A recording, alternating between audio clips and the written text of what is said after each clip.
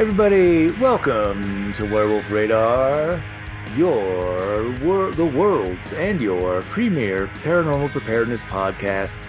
I am Nate Balding, I am Roger Norquist. and Jordan Dahl, our usual third host, is he's out on an assignment. He's getting new speaking skulls. We weren't going to say anything about it, but we found a new catacomb, an undiscovered catacomb, and Yes. he's been dispatched to take out all the slimes, the gelatinous cubes, the goblins and whatnot, so we can find a prime new speaking skull. And if you think about it, this is the best way to do it, because the other way would be to make a speaking skull. He went to somewhere where they just are lying around.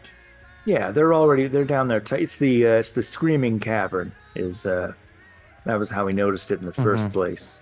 When Like, you're why in is- Redacted and you see Redacted's traditional catacombs, there is a little door off to the left. And that is where he's currently at. That little door to the left. As always, we are brought to you by Monstroco brand's dance lessons. Learn the tango, learn the lambada, learn the real forbidden dance that summons El Bailarín, the dancer who will whisk you off your feet and take you to the plane of dance. Oh, Disclaimer, Monstroco is not responsible should you actually end up contracting El Bailarin's very, very contagious, very sort of deadly soft shoe into the grave disease. The endless dance, that's what they call it. But fantastic teacher, highly recommended. Monstroco, what the dance? nice. This one I don't have to edit because there's no curse words. That's the only thing I'm thinking about this right now is that's a great one because I don't have to edit. I didn't realize that we had to kick some of those words out. For YouTube, we do. I see. So, and also in general, if we could make this less explicit, we would get more listeners. But at the same time, that's not as fun since some of these monsters be downright sexy. It's true. There is a heavy level of horniness to most cryptids, I would say. Yes. That's not what my segment's going to be about today. I'm gonna take the speaking skull for, in theory, maybe it's last time. You look at it, it's getting a little dingy. We polish it up every now and then. We feed it the blood. We feed it mostly our blood. The thing chews on all of our limbs every time we take the thing out. But I think it's time to pass it along to another paranormal podcast.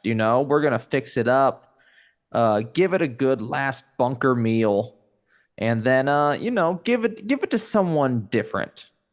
We do like a young werewolf radar. Ooh. Do a werewolf radar babies or something. Ooh, we'll talk about it next time. We'll just pitch shift everything. Yeah. Now we're talking. Okay, so for my segment this week, I'm going to do kind of a rehash to get possibly new listeners who think they know the story, but there's some inconsistencies with their own stories. I'm going to give us the truth as far as we know about the Barney and Betty Hill situation. If you Now, don't know who we're talking about, in 1961, a couple going by the name of Betty and Barney Hill. They weren't just going by it. That was their names. You don't know? This was not I don't believe it was a nom du faux. Listen, they're dead now, so there's no way to know. But here's who they are. Here's who they be. That's kind of blurry, but we have Barney, to the left and Betty to the right, or I switched that up, and their dog, Uh, uh, Chester. named for the former president Chester A. Arthur. I'm taking great liberties at that. I don't know if their names are truly, their names are who they are for sure. I don't know if the dog's name is Chester. It might as well be. He smoked those Chester brand cigarettes. The dog loved them. So, this was an American couple who claimed they were abducted. I'm also reading this from two sources. I have the Wikipedia up and also a phenomenal article written by, I should have used this picture instead. This one's on HD. Well, you know, So here, once win some, you again, blur some. is are the Hills. Betty to the left and Barney to the right. Classy individuals, I say. Look at their Dude, haircuts. that sounds like a cool dance. That sounds like something you'd learn from El Bailarin. You got a Betty to the left and you Barney to the right. And this And happens, then you or dip, baby, they dip. claimed they were abducted by extraterrestrials in a rural portion of the state of New Hampshire from September 19th to the 20th in 1961. The incident became known as the Hill abduction, although I would like to call it the Barney and Betty Hill situation, as I will end my segment on. Yeah, it's more sitcom-y that way. Mm-hmm. Very much so. I saw a video of Neil Simon being old. What a guy. And the Zeta Reticuli incident, because UFOologist connected the star map shown to Betty Hill with the Zeta Reticulus system. We're going to go deeper into all of this, of course.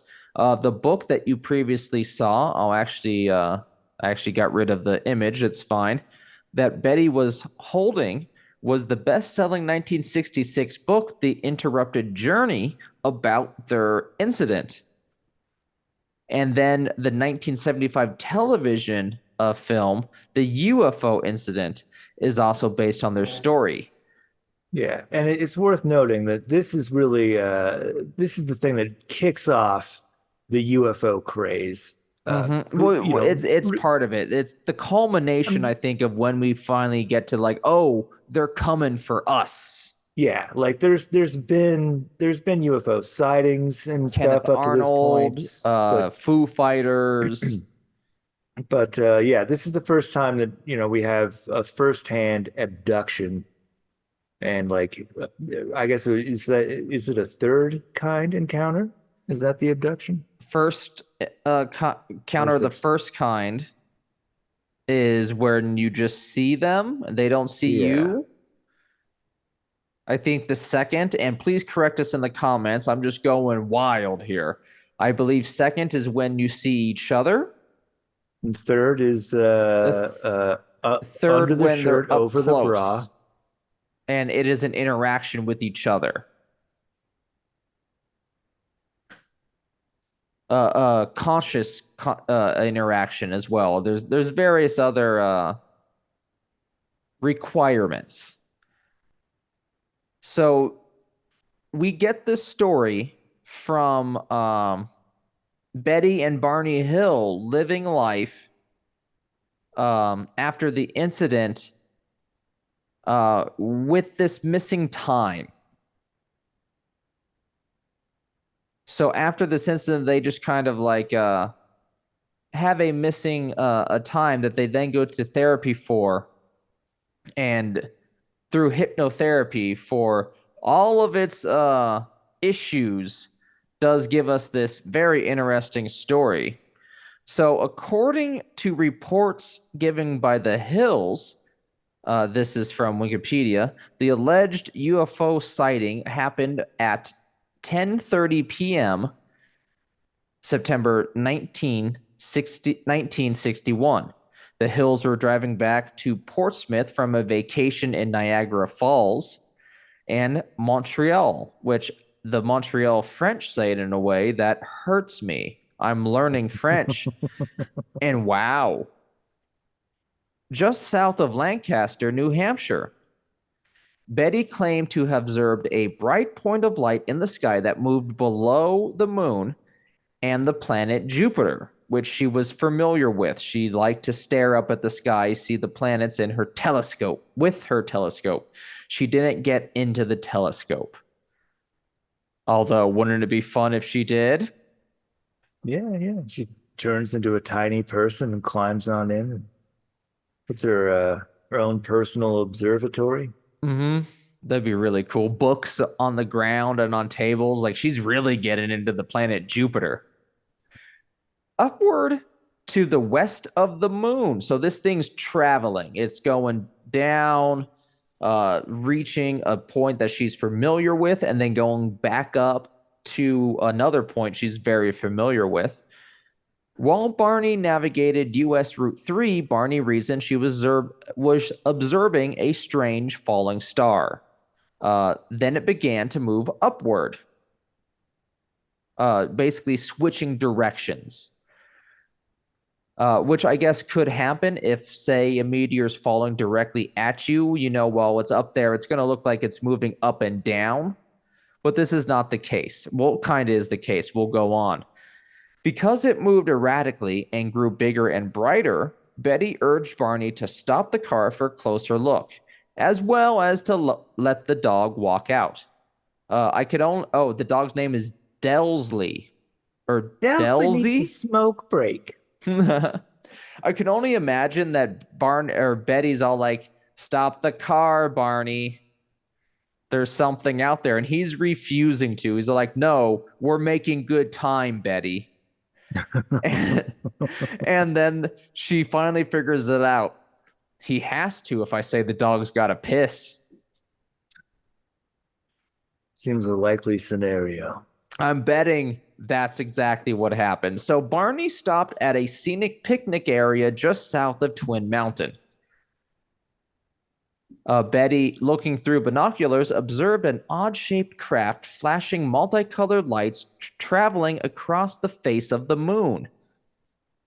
Because her sister had several years earlier said she had seen a flying saucer, Betty thought it might have been what she was observing as well.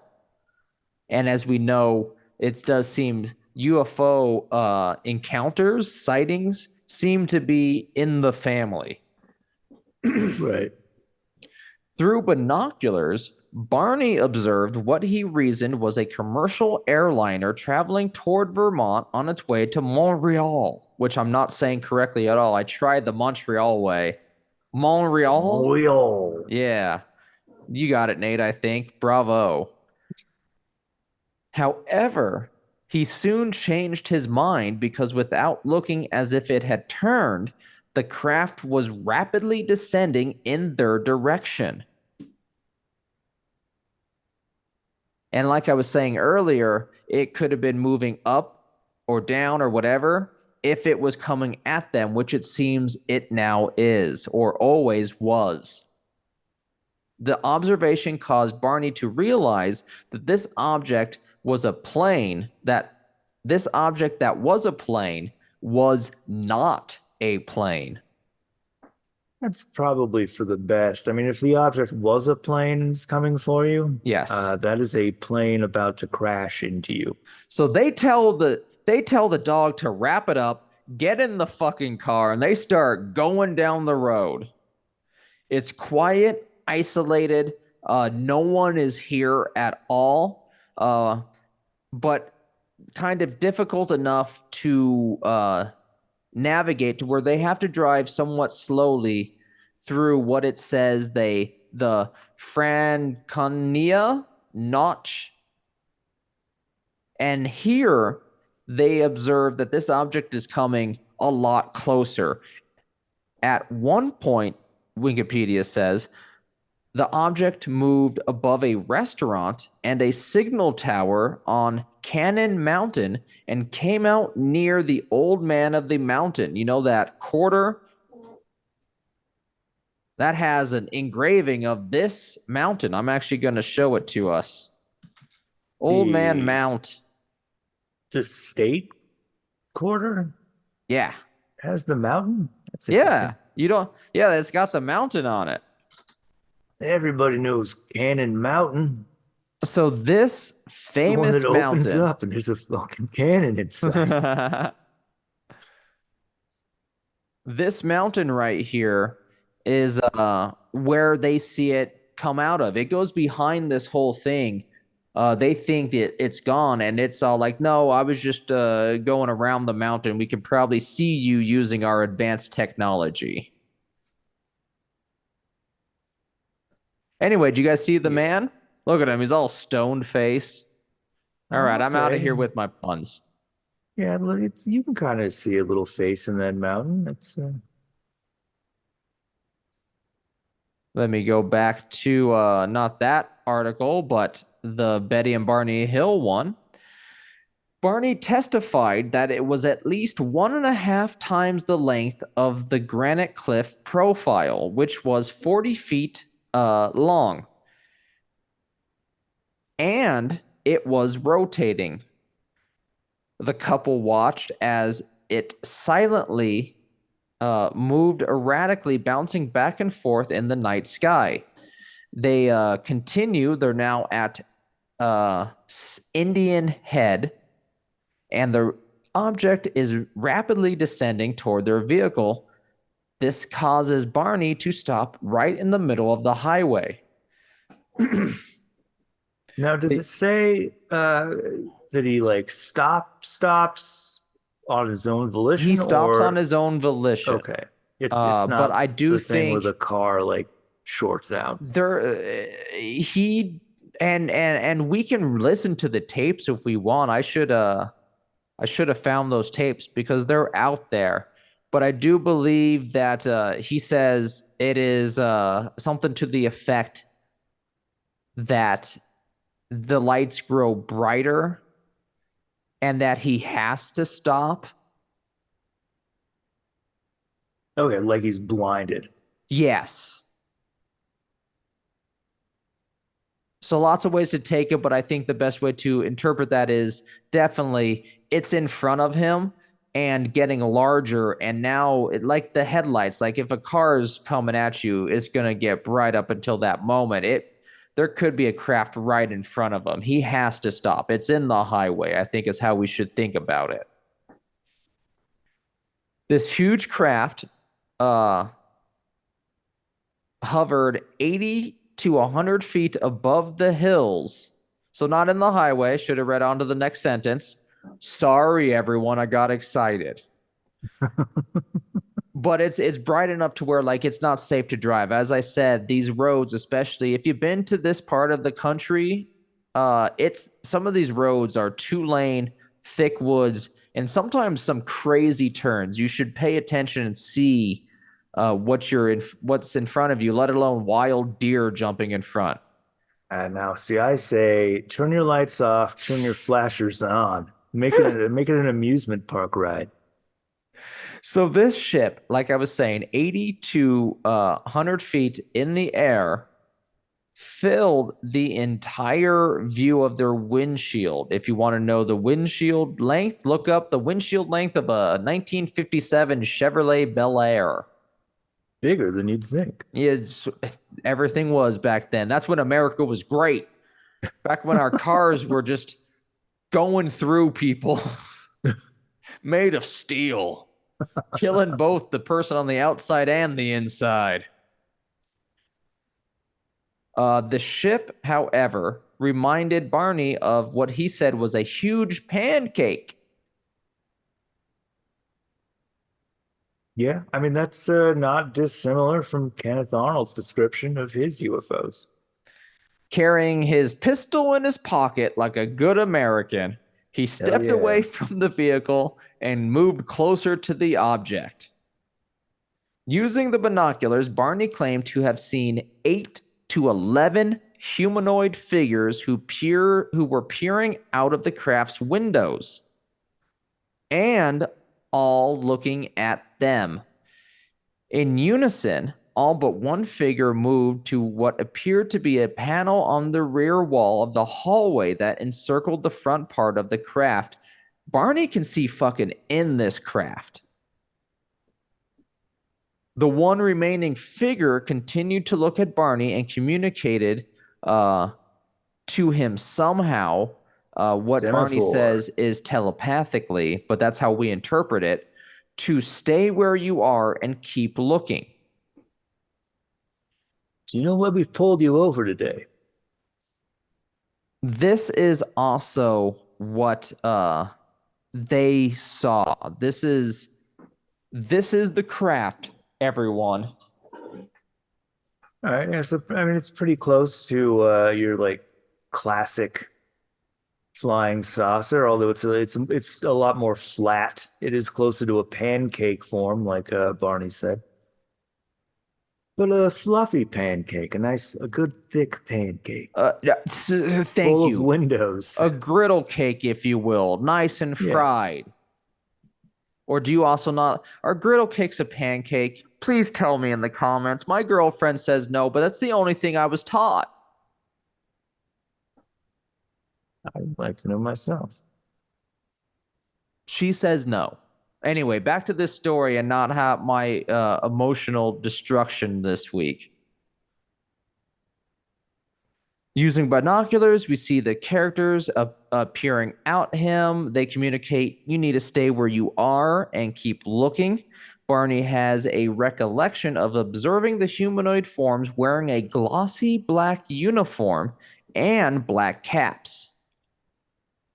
Red lights on what appeared to be a bat wing fins began to telescope out of the sides of the craft, and a long structure descended from the bottom of the craft. Then it approached Barney to an estimation of 50 to 80 feet and 300 feet away from him.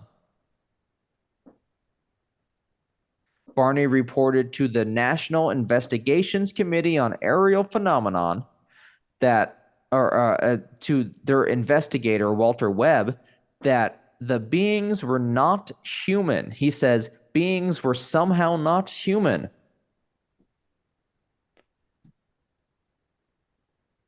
I mean, yeah.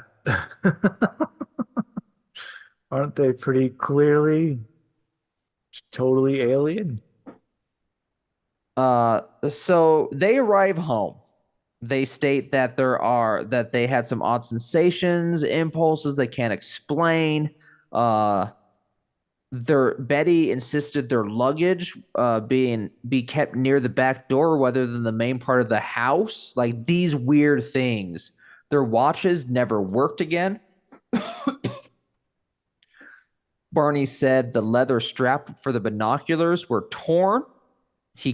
No one can remember why they're feeling this way, why the binoculars are torn.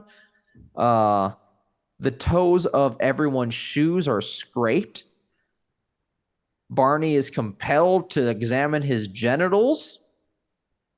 Well, I mean, And not for the any normal reasons, Nate. This is for any something different. anytime you're missing time, you just want to make sure you do a quick check. That So applies to all people. they both take very long showers and try to and draw pictures of what they observed. This is according to Friedman and Martin, captured the Betty and Barney Hill experience 2007, page 33. Perplexed, the Hills say that they tried to reconstruct the series of events because they see that they remember the UFO, they remember coming home. That is it.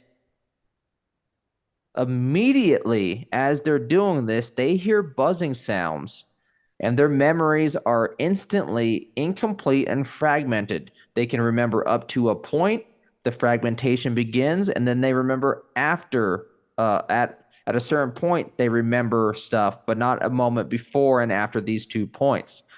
Sleeping, Betty woke and placed the shoes and clothing she had worn during the drive into her closet, observing that the dress was torn at the hem, zipper, and lining. Apparently, aliens don't understand human clothes despite traveling the universes. But at the same time, am I gonna care what the fuck I do with your clothes? Nah, just get that shit off. I gotta take a sample from you. Okay, now throw them back on as best you can and send them out to the field, which is what I Yeah, I think mean, happened here.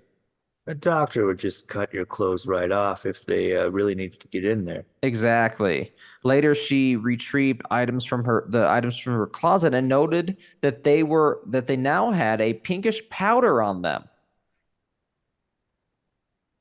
Unfortunately, she hung the dress on the clothesline and the pink powder blew away. And then she throws it all away.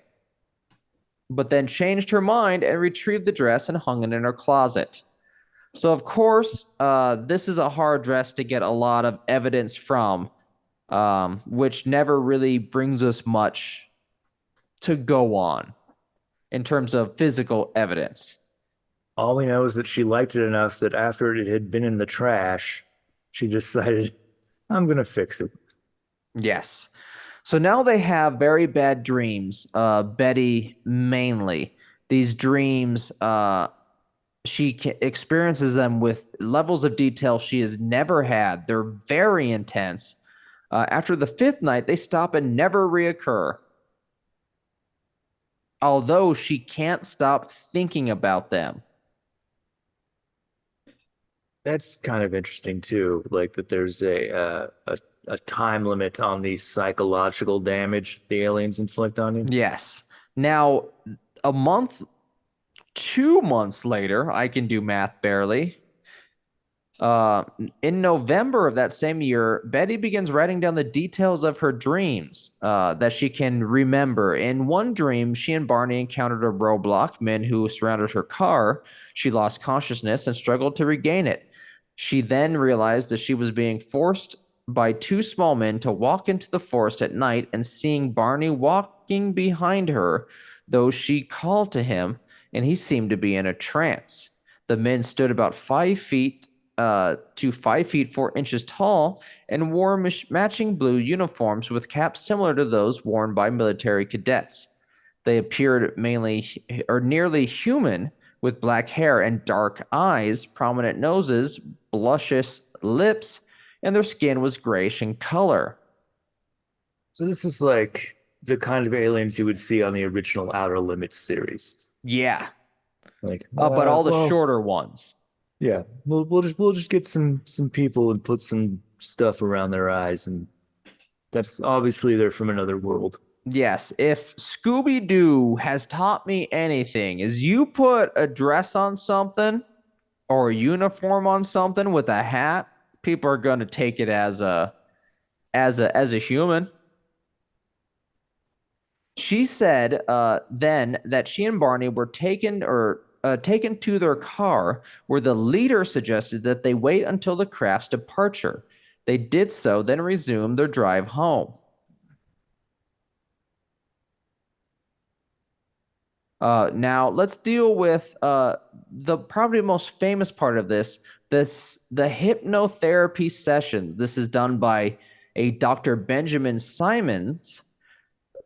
And Barney reported that the binocular strap broke when he ran from the UFO back to his car. He recalled driving away from the UFO, but afterward he felt irresistibly compelled to pull off the road and drive into the woods. He eventually sighted 6 men standing on the dirt road. If you can find this, and they're on YouTube, the audio tapes of him describing this are insane. He is passionately scared about what's going on. He is confused, and he is fighting the possibility, the concept that this could even happen to him. Yeah, no, He said, there's "Go on." no reason to disbelieve The anything that they're hills. saying. They seem very, very sincere. Yes. The car stalled and three of the men approached. Oh, sorry. He drove into the woods, seeing 6 men standing on a dirt road. The car stalls. Three of the men approached the car. Barney is now describes the beings as being generally similar to Betty's hypnotic recollection, which we'll go into. although it might describe it here as well. He said that the being stared into his eyes with a terrifying, mesmerizing effect. Under hypnosis, Barney said, "Oh, those eyes, they're in my brain." This is from his first hypno session. And I was told to close my eyes because I saw two eyes coming in close to mine. And I felt like the eyes had pushed into my eyes. This is from his second hypno session. And he said, all I see are these eyes. I'm not even afraid that they are not connected to a body. They're just there. They're just up close to me, pressing up against my eyes. While This, of course, Betty was the reported a inspiration for the song Eyes Without a Face. Betty reported a conversation with the leader and in English. Barney said that he learned or heard them speaking in a mumbling language he did not understand. Betty also mentioned this detail a few times they communicated with him, and Barney said they seemed to be thought transference at the time, which would explain why we would hear it in English. Right. They were Is that also just giving unfamiliar with you, the word telepathy at the time.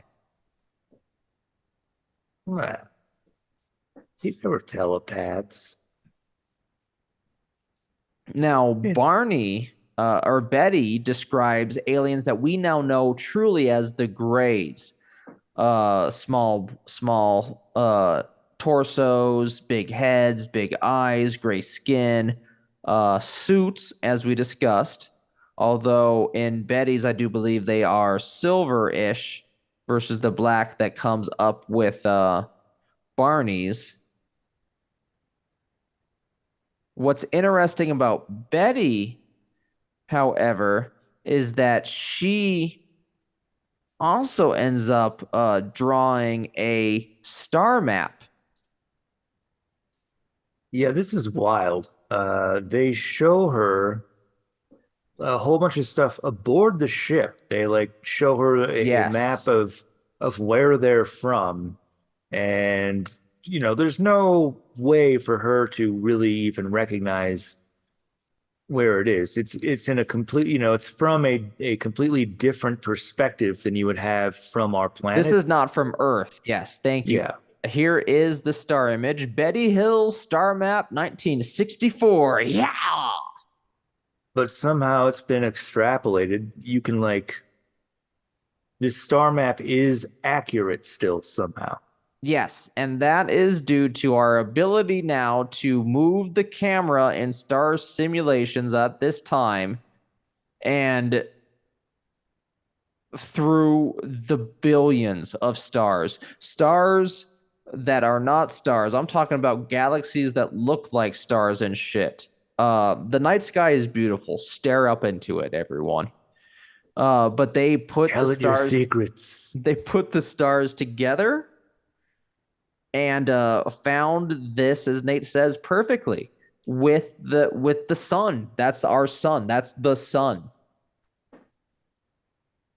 And that's what Betty Hill is able to draw, a la, and then K-Pax, I believe, steals that from it, right? I don't know. I didn't see it. Known rapist chap, although everyone alleged rapist chap, although it's interesting how everyone who was a witness died. Kevin Spacey's movie K-Pax, he draws a star map and the what am I trying to say? The astrologist.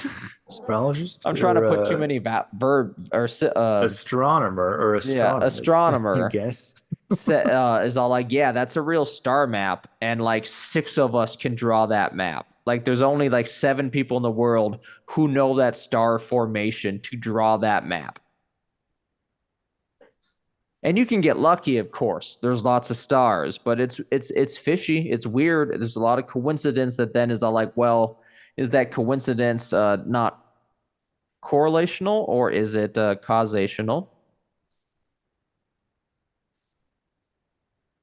Um, but that overall is the Betty and Barney Hill situation until you now uh taken to recent accounts of a woman named Sue Walker and the Ponte. And if you go to our YouTube page, you can see my interview with Sue Walker talking about the Ponte. And of course, now I can't find them at all.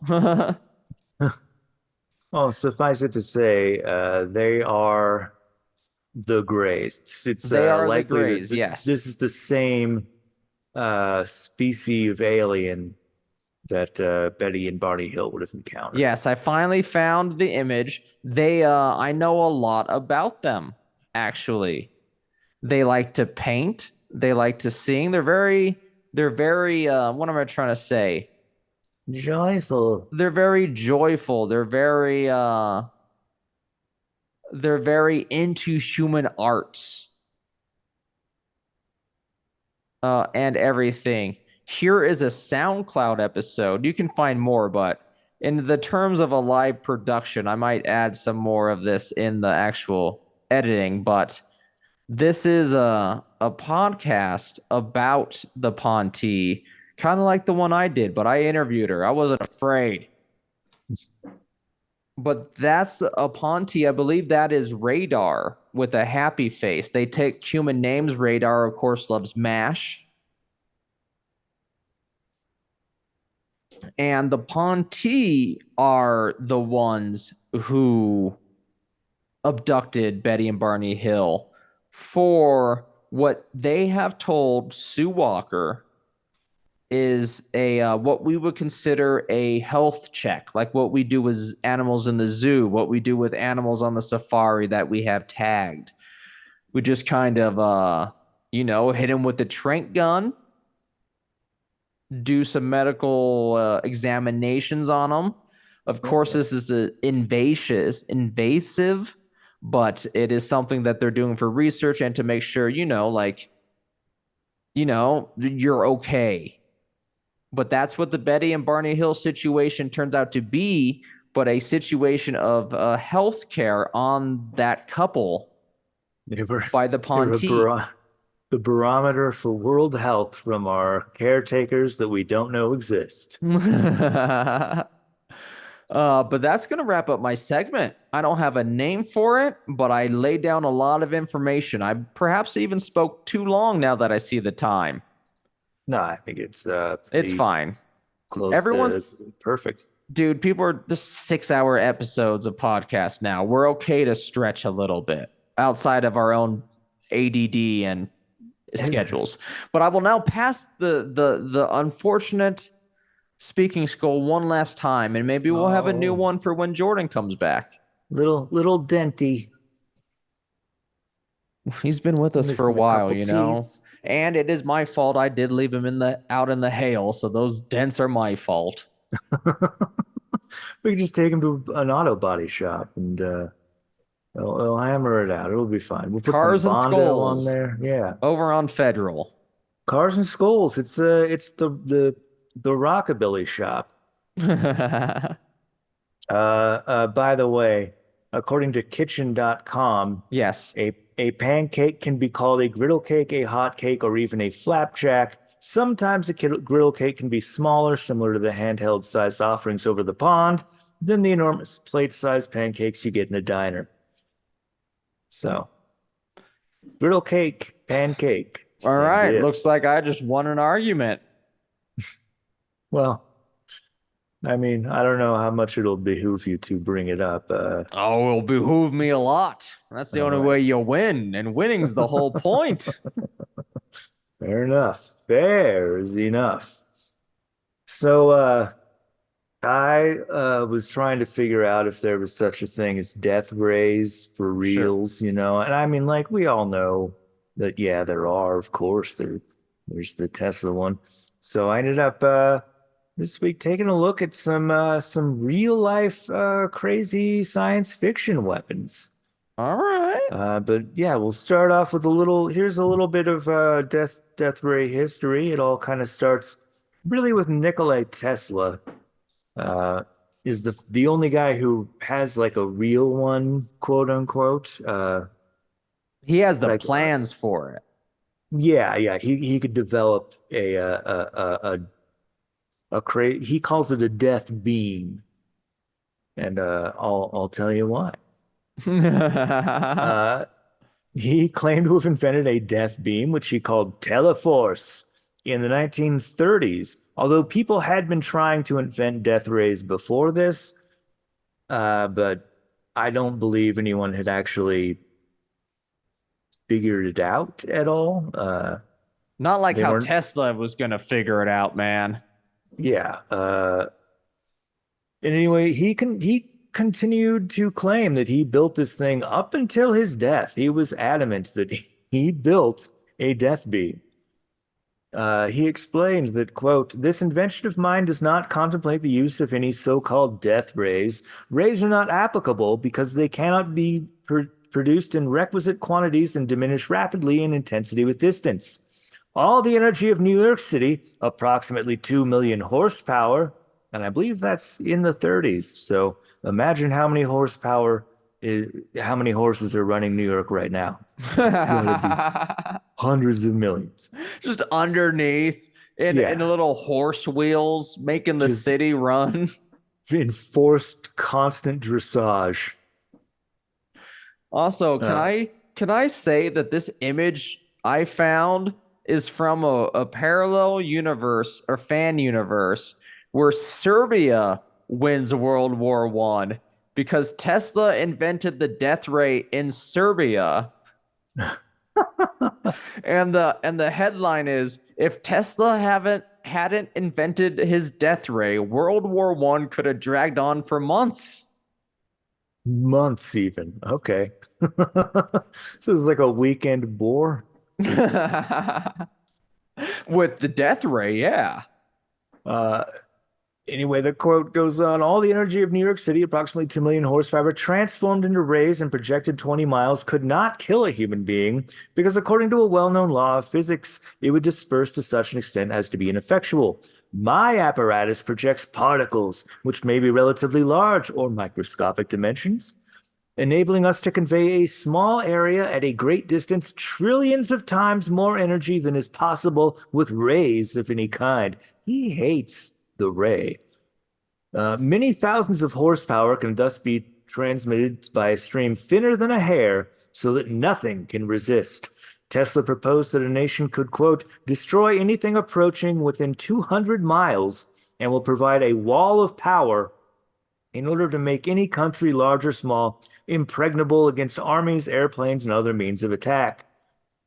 He claimed to have worked on the project since about 1900 and said that it drew power from the ionosphere, which he called, quote, an invisible ball of energy surrounding Earth.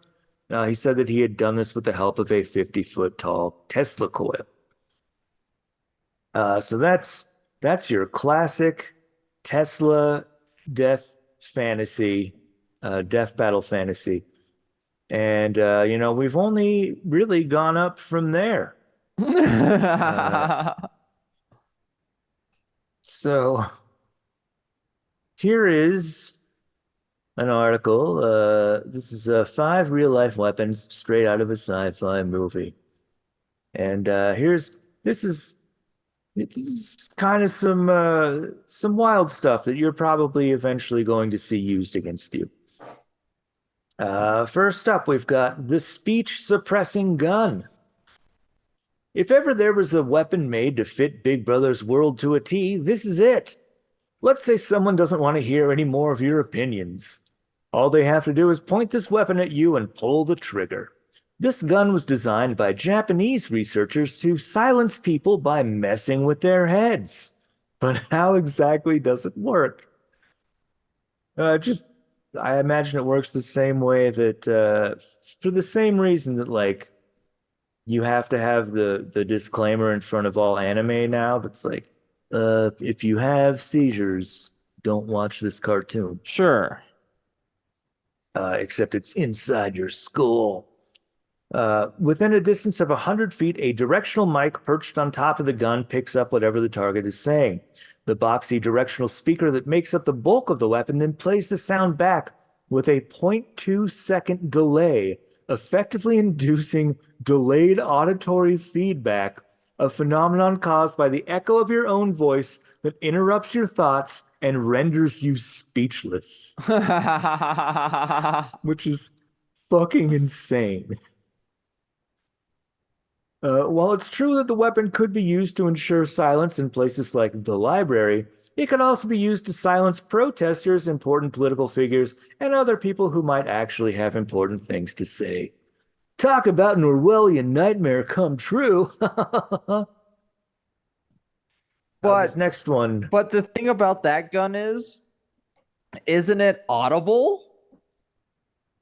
yeah. Let alone Well, let it's alone a even know who's doing it for to you. And like I would like to see it in practice because I don't think it can work because of this. Like it can't work outside. There's too much noise. It'd have to be like right in my face. well, I think it's a pretty pinpoint directional mic. So, which you can up, I mean, I imagine probably to hundreds of feet, uh, like hone in specifically on exactly what one person is saying Hmm. All right. with the right mic. Well, the future's horrifying. Let's go on. Yeah, I mean, when I was a kid, did you ever have those spy tech toys? No, I wasn't allowed those because they cost more than $20, but Gotcha. my family was Uh, one of those. Anything below $10, yes. Anything above $10 or under 20, above 20, no. all right, you'd specifically demarcated finance lines. Look, they were budgeting correctly. I never learned to do that. That's why I'm in my position. Listen, my it was because my parents were doing drugs. So kids could only Oh, have okay. some stuff. They could have the other stuff. But I had a directional mic. It was a Spytech directional Yeah, I hear mic it was toy, cool. and it was exactly this. I don't know if it was up to 100 feet, but like it was for a pretty good distance. You could point it at somebody, and like it wasn't great, but you could hear a conversation. Uh, Really? yeah, it was. I mean, it was like pretty fuzzy. No, but You you know, could it be was. like you're remember the conversation, Gene Oh Hackman? It yeah, was like that, I huh? love the conversation. In fact, I watched part of it like 2 days ago. Great movie. I suggest everyone watch it. Oh, it's also a 70s movie, so it ends with a man going insane playing the Oh, saxophone. So yeah, get yeah. ready for that. That's not a spoiler. That's just how 70s That's movies just ended. every one of them. Yeah. If you've never seen the secret ending to The Godfather, sax. This next one, uh, pretty funny, but also pretty gnarly.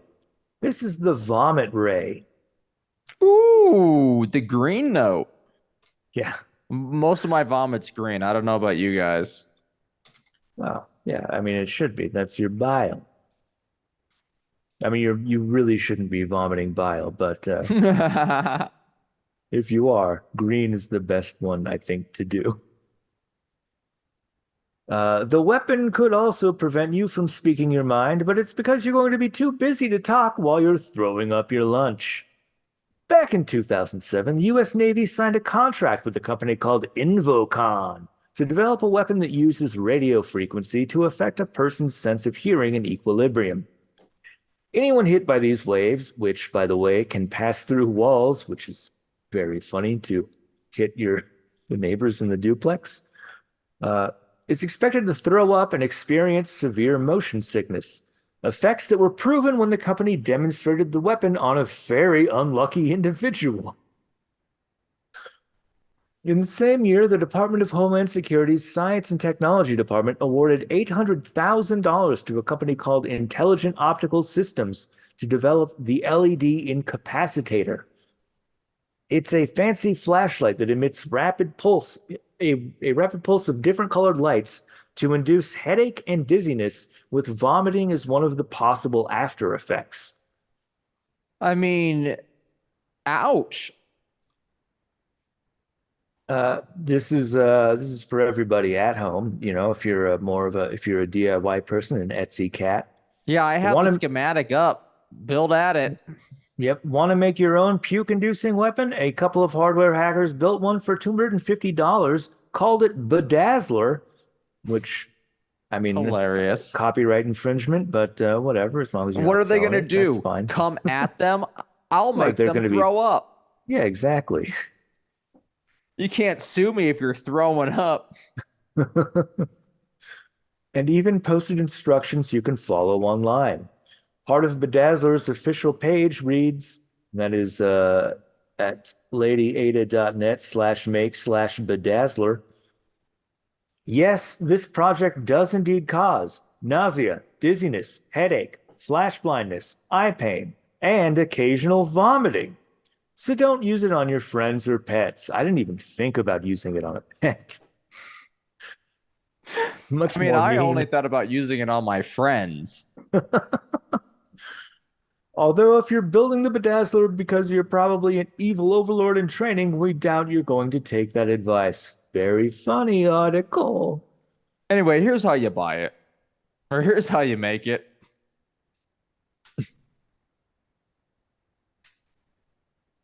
Number three on this list, the pain ray.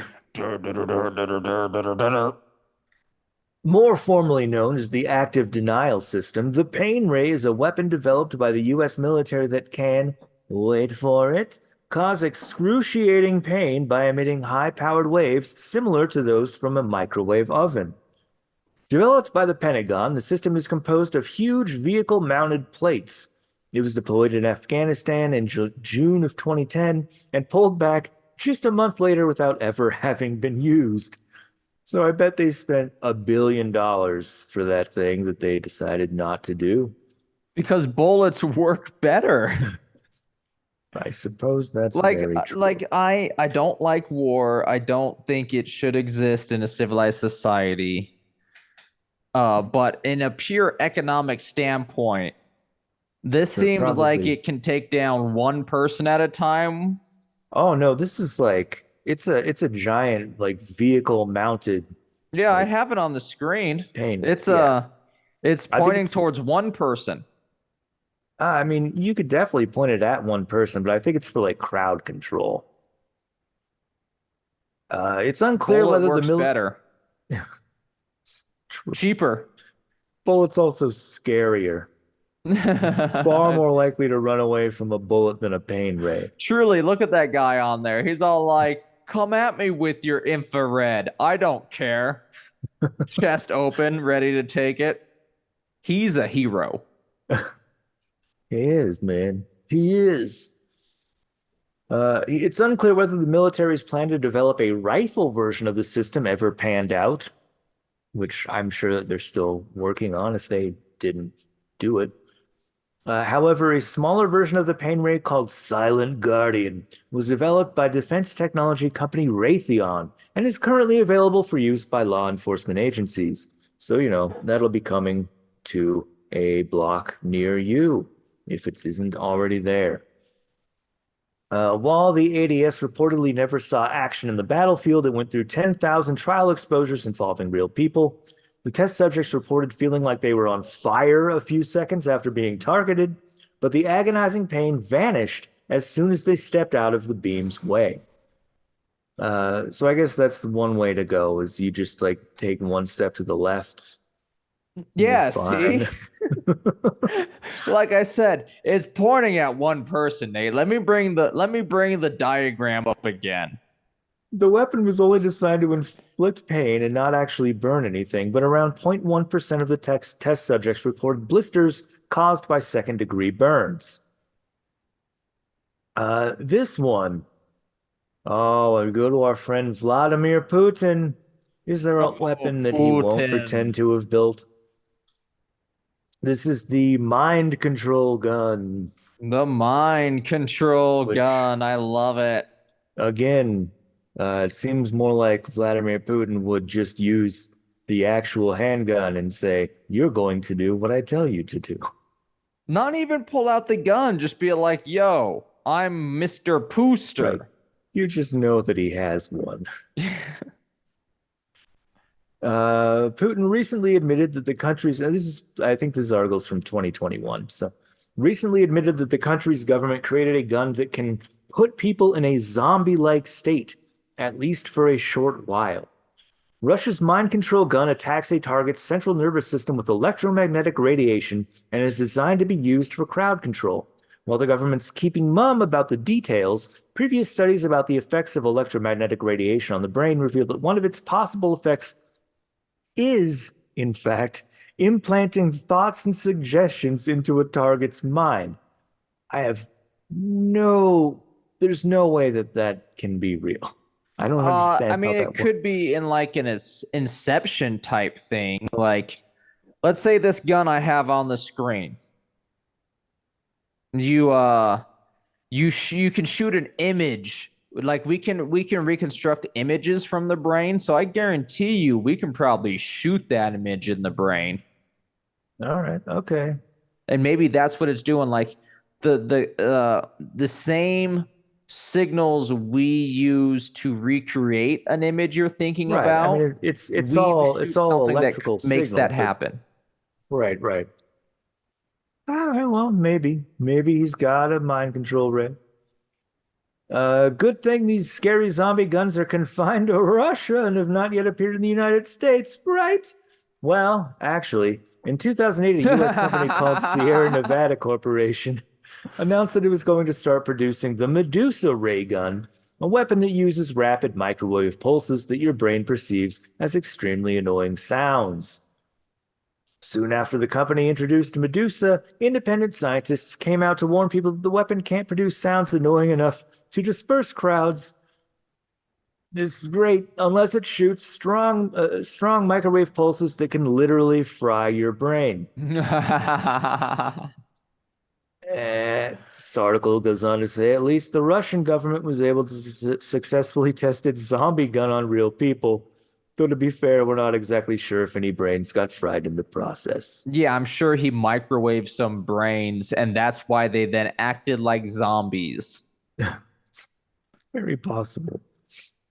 Number five, the self-guided bullet. What? That's right. The U.S. Sandia National Laboratories developed a new kind of bullet that could turn anyone into a sharpshooter in a heartbeat. The 4-inch projectile has small fins on its tail, similar to a dart, that can steer it straight toward the target.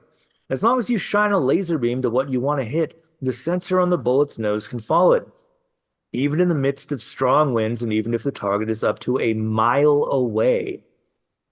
The self-guided bullet was designed for DARPA's Exacto program and will be used by the military and law enforcement agencies.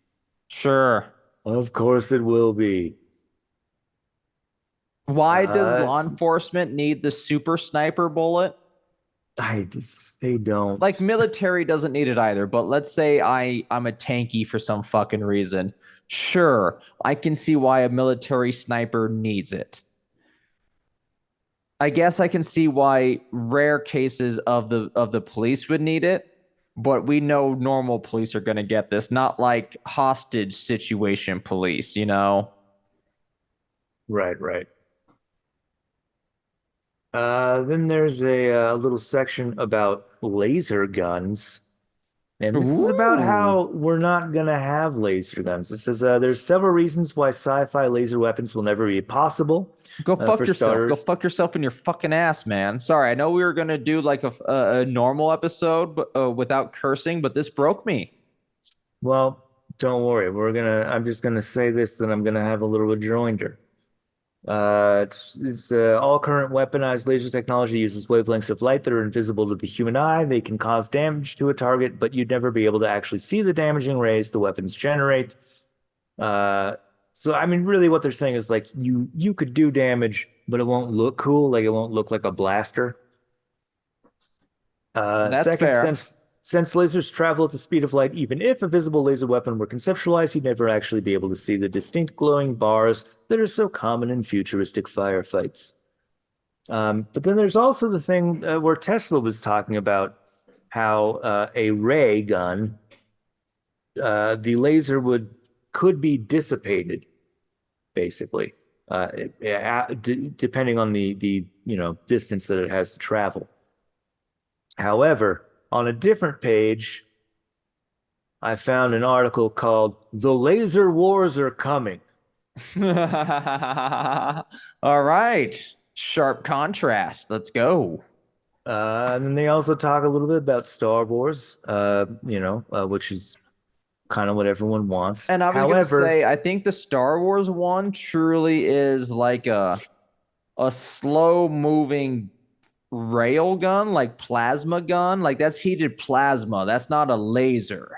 yeah, I mean, if Kylo Ren has enough time to like stop it in its tracks with the Force, like it should have traveled the speed of light, which is what this article is saying. It's more like the phasers from Star Trek. Real laser weapons project a coherent ray of directed photons that strike their target virtually instantaneously. This beam often streams into the target for several seconds or longer as thermal energy builds up to destructive effect, although some pulsing lasers do exist.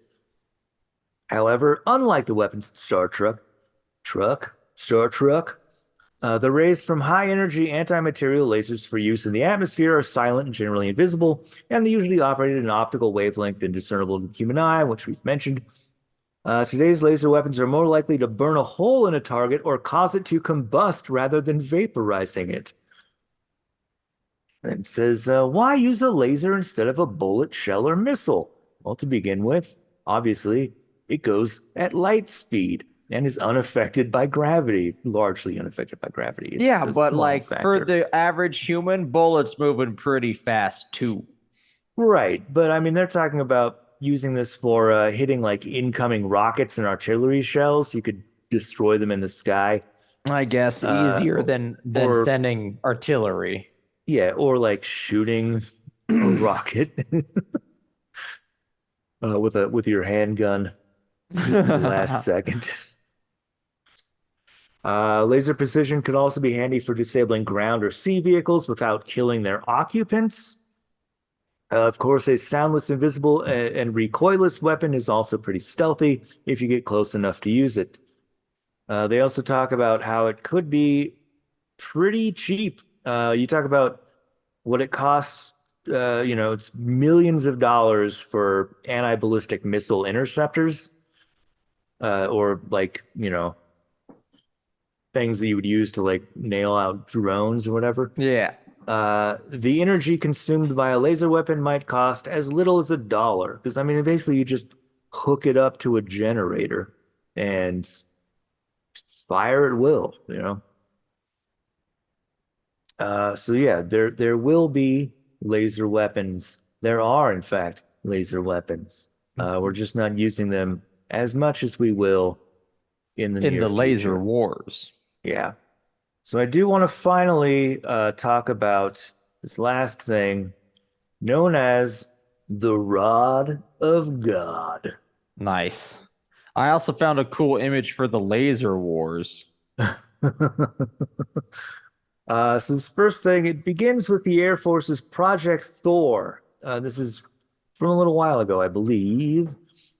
Um, it's a theoretical space weapon that remains in development. The project seeks to drop a massive tungsten rod directly from orbit. Measuring 20 feet long and 1 foot in diameter, the rod from God weapon would achieve the force of impact from a nuclear strike, but with none of the radioactive fallout. It starts off, it A came, clean bomb. well, it's kind of. The idea originated from the lazy dog projectiles, which I had not heard about previously, which are effectively metallic bullet-shaped lumps dropped from high altitudes, uh, and they just, they accelerate and hit the ground. Here's a different page talking about the concept. The idea behind the rod of God is strikingly simple. What goes up must come down. The weapon consists of a pair of satellites, one of which houses a series of tungsten rods, each about 20 feet long and 1 foot in diameter. These rods would be deployed towards Earth, gaining speed as they descend due to the pull of gravity. So this is in space. By the Oh, time Yeah, by the time they reach the surface, the rods would be traveling at a speed of up to 10 kilometers per second, Well, don't they approximately. just hit a terminal velocity at like 30 feet up? Uh, Possibly. But that because that's I how mean, this terminal is velocity works. the idea here is that they will hit the ground at approximately 30 times the speed of sound. So Yeah, I but don't know. I don't know if that's where terminal velocity is. I would have to look it up. I guess we need to hit it differently because of that and what we're doing. These rods are different. Yeah, I mean, it would there would be some terminal velocity. I'm sure that's factored in here. You can only fall so fast is the theory. Yeah. But they're thinking that it would be at least 10 kilometers per second.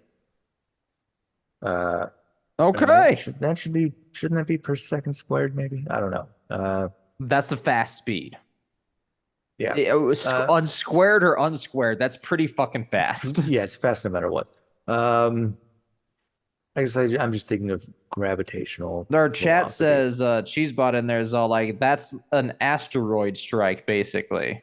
Yeah, it says upon impact, the kinetic energy of the rods would be released, causing an explosion akin to a nuclear bomb, but without the associated fallout or radiation. This could theoretically allow for highly targeted, extremely powerful strikes without the geopolitical ramifications associated with the use of nuclear weapons.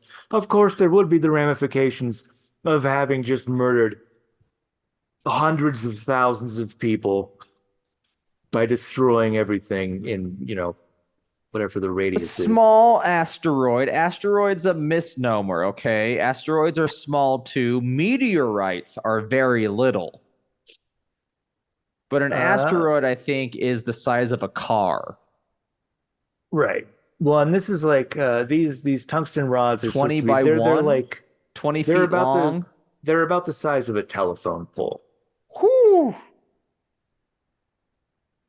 I would hate Uh, to have that come down upon me. That is quite the it would not be devastating good. space weapon that the future of war definitely will have.